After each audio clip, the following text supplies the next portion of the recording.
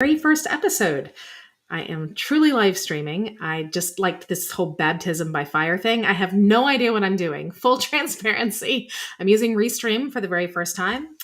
I didn't even watch a tutorial, but it looks simple enough. If I goof this up horribly, just let me know. Hopefully, I've got my chat on. I'm keeping an eye on it. Maybe if I know what I'm doing here again. Forgive me if I do this horribly. I'll get better with time, right? I will get better with time. So, welcome. Recharging with Charlotte. This is my idea for just telling some fun stories. This is fun stories from the mortgage industry that I've been in for such a long time. Maybe some funny stories about my kiddos, my shenanigans, fun things that I've done in the past. So, I like making people smile. So, I thought, I have some pretty funny stories I could tell to make people smile. So, that's my idea. Thought I'd do it. So, anyway, normally I will do this in my car, I think. However, I don't know if there's any streamers that are watching this maybe later or now if you're on their new stream and you've ever done it mobily. I'm curious how that's going to go. I've been reading and it looks like maybe internet connection could be an issue. So we'll see. The idea is when I'm sitting in my car and charging my car, because I have to do this on a regular basis when I'm traveling, I thought that I would do a live stream and tell funny stories that'll keep me occupied and maybe make some people smile. So anyway, today, I digress. My car is trapped in the garage. Yes, you heard me correctly.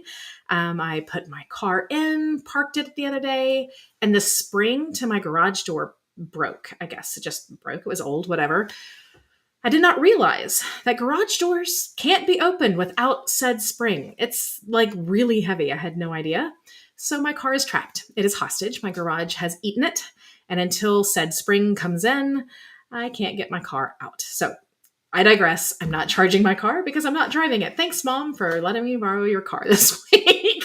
Tell you what, the shenanigans. So today, let's talk about our story.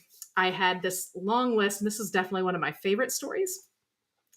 So let's talk about the when, the where, and the why. So when, let's go back in history. This was in between. So most of you guys know me as a mortgage professional. I've been in this mortgage industry since I was a wee little 20-year-old. I did start this a long time ago, but back after 2007, 2008, when all of the companies were going under, I needed a reset. I needed something totally different. So I don't know if everybody knows this about me, but I actually got in and I did some, hello, Tanya. I did some work with a nonprofit. This was in the mountains of North Carolina. And this was probably one of the best times of my life that I didn't know until later. Wouldn't we like to know when we were in the best times of our life? So I took this break, this hiatus from the mortgage industry and worked for a nonprofit. And this guy had this dream of taking people that maybe wouldn't normally be able to go on short-term mission trips for financial reasons and allowing them to come in and actually do a short-term mission trip, and he would help fund it. So I was in charge of, one, helping them get their funding put together, two, getting the trip set up and organized, and taking people on their very first short-term mission trip. And he had a really cool reason. He believed that short-term mission trips, were small helps for the countries that you would go to, but it was a bigger eye-opener and help for those people that went on the trip. So I thought that was cool. So that was the win. This was back in somewhere 2008, 9, I don't remember, somewhere in that area. And we were in Honduras. So I loved this trip. It was definitely one of my favorite trips that we took. We went to Honduras and I had to face my biggest fear. So I am not scared of snakes. I'm not scared of spiders. I'm not scared to get on, do a live stream without any preparation whatsoever. Tanya, don't kill me. I'm just going to try it, right? So I'm not scared of very much. However, I am scared of heights in a very strange and unique way.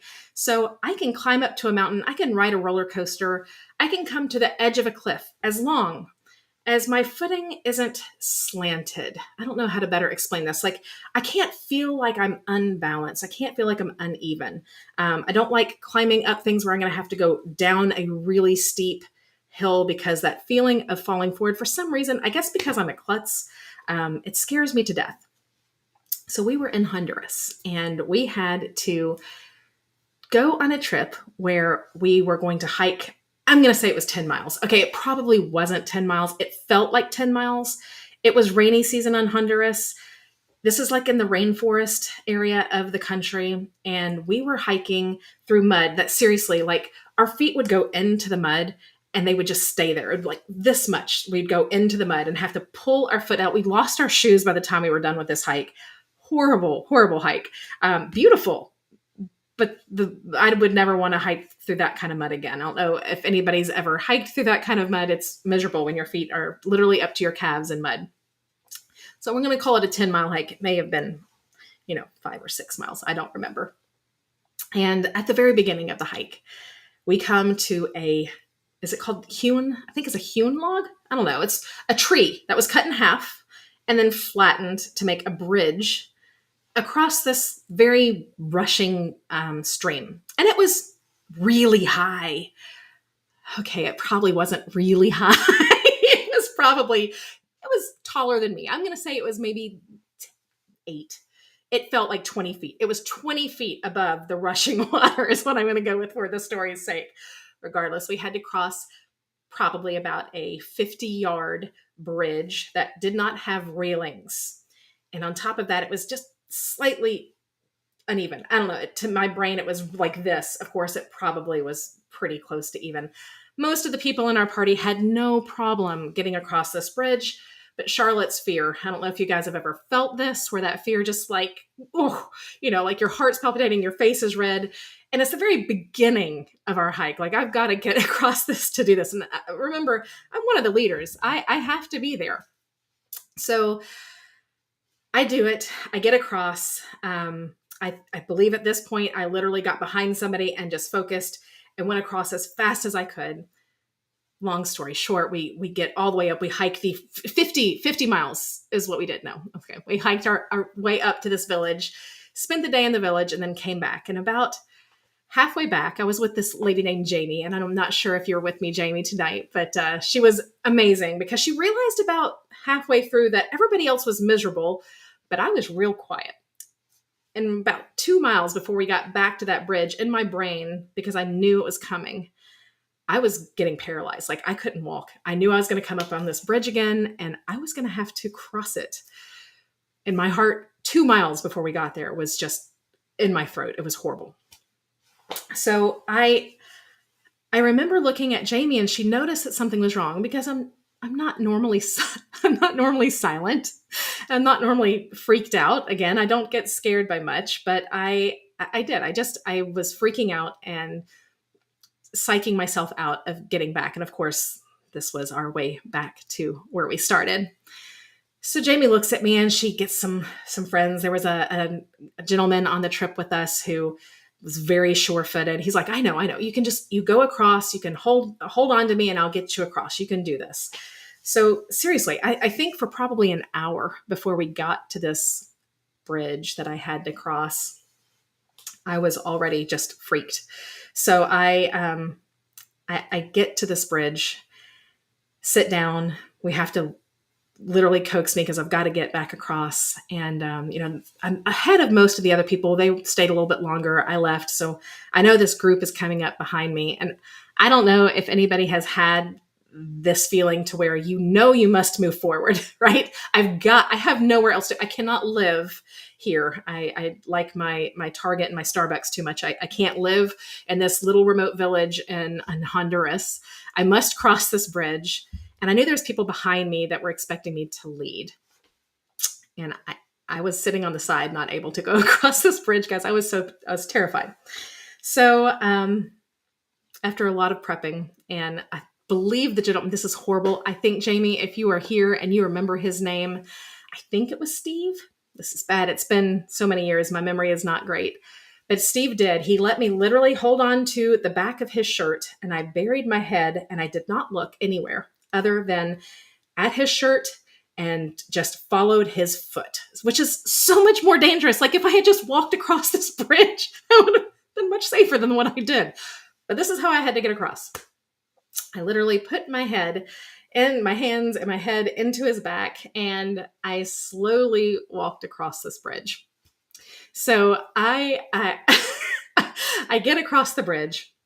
I made it, guys. I actually made it. Yes, Tanya, thank you. I actually made it across. I did not stay in Honduras for the rest of my life. I made it.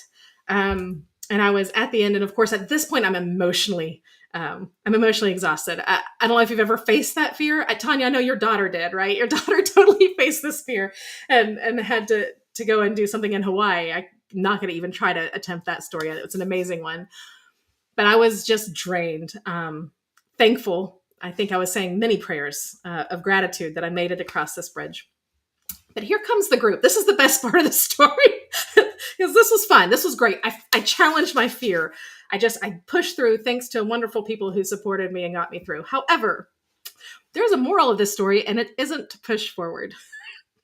So the rest of the group, which is a bunch of college kids, comes behind. They were behind us because, again, they stayed a little bit later. They come behind us, and I guess somebody got the wise idea to keep, there's this trail, and here's the bridge. And they kept going past the bridge. I'm like, where are they going? Why are they going past the bridge? Now, they had one of the locals with them, and they walked maybe 200 yards. Still, I could see them, right? 200 yards past the bridge. They actually just walked across the water. We were muddy and disgusting anyway, right? So we needed a bath. Bath by stream would be wonderful. Yeah, they walked across the water, just right through the stream down about 200 yards. So with all that being said, it is really great to face your fears. It was a great story that I made it across that log. However, there is more wisdom to, there might be an easier path. Maybe you can just walk 200 more yards down this path through a little bit of brush and just cross the stream and then walk back up. So, there is my wisdom for this story. Made it across. Didn't need to be there in the first place. That was just, I always look back at that and crack up. I cannot believe, I remember the feeling of utter, I can't believe I did that. Now, Jamie, I think would have said that I did the right thing, that I faced my fear and I went across. Jamie had me. There's so many stories. She went on a lot of these trips with me, and she pushed me many a time to face this fear of heights. But I think there's some wisdom in looking around and surveying the area and seeing if you need to exhaust yourself in trembling fear. I've got a little time, so I'll tell you where this fear came from. Jamie asked me, she's like, what caused this fear of, it's really like uneven surfaces. It's so bizarre. It's really a weird fear. And it's completely, I realize that it is a dumb fear. It shouldn't be there, right? I don't know if any of you all have. Put in the comments. I'd love to see if you guys have any of these completely irrational fears. Like, this is an irrational fear. She asked me where it came from. I'm like, I have no idea. I've always been scared. But then I remembered another hike. So when I was 13, I was not a wonderful child. My poor mom. I was a brat. I was very headstrong. I know those that know me, Dawn, I'm sure you're shocked by this revelation that I was a headstrong teenager. Well, I was homeschooled when I was 13. My dear mother decided that she was going to take this on. Crazy. I don't know what possessed her to do that. So I was homeschooled 1 year, and it was when I was 13. And any of you mothers out there that had a 13-year-old daughter, you probably know that's the worst year to try to homeschool. We were on spring break. We were in the Smoky Mountains. And I remember this very clearly, that we went on a hike, and it was in March. So in the Smoky Mountains, this is in Tennessee, in the mountain area. It's still icy in a lot of the areas that you go hiking. I was headstrong and was with my dad, my mom, and a wonderful woman named Sharon, who was with us on this. Bless her heart. She had to deal with my attitude. Oof. I look back at that and think, I don't know how they all three didn't smack me out of my mind. So we were on this hike going up to Rainbow Falls, and we get about halfway, and it is solid ice. Like, we're talking solid ice. Now, I'm 13 and I don't have this fear yet. I am headstrong and nothing can stop me. My dad was trying to tell me to get back behind him, whatever, to be safe. Really, we probably shouldn't have been on that hike, given what it was. There are many a bridge that are log-hewn bridges with one rail. They were never railless. We couldn't have made that. But there was, one rail that you would hold on to, and they were covered in ice. The bridges were completely covered in ice. So I'm headstrong, and I'm going to make it. I'm fine. Get behind me. Quit telling me what to do. That's horrible. I was such a horrible 13-year-old. Anyway, on the way down, I definitely slipped and fell many a time. And a couple of times, I think it was kind of a It wasn't really like life or death, but I definitely hurt myself, bruised my ego, one, but also I believe this is where I had my fear of falling from, that fear of being on uneven territory, especially icy, uneven territory, maybe even going across bridges. I don't know, all of them put into one. But Jamie, if I needed to answer your question, if you're watching, why I'm afraid of heights and going down weird steep inclines, I think I have figured out the reason. My mother actually reminded me when we were hiking one day. So those are my stories today. One, great to face your fear. Two, maybe look around and see if you need to face your fear at that very moment. There's my wisdom, and I hope you all enjoyed. So real quick, I just want to show a couple of thank yous for joining me today. That's awesome. Thanks, Tanya and Dawn. Thanks for listening to my crazy stories and my antics. I hope you enjoyed. I'm going to do this every Tuesday. So I will sometimes share these kind of stories. I'm going to share some mortgage stories down the road. If you all have any questions, of course, please always put them in the chat. I can't wait to see how that goes. And also a plug. I have to have a shameless plug, right? I am Charlotte Harrell. I am a mortgage professional. I have an amazing team that services Tennessee, Indiana, Kentucky, Georgia, Florida. Now we do Texas. I think I've got them all in there. Indiana, yeah, I think that's all of them. But on top of that, we service pretty much all of the East Coast with my company, so I can definitely find you a good person, even if they're not on my team. I've got my little logo up here. You can follow me and learn all kinds of fun mortgage information. So I hope that you will follow me. And please, my big ask, I've been told that I have a big ask. My big ask is that you remember me for all of your mortgage needs. And if by any chance you know a mortgage person that is amazing, that maybe isn't happy with where they are, have them call me, because I'm super happy with our company and I'd love to share that with somebody. There's my big ask and my only plug, and we'll see you next week for Recharging with Charlotte. Thank you for joining.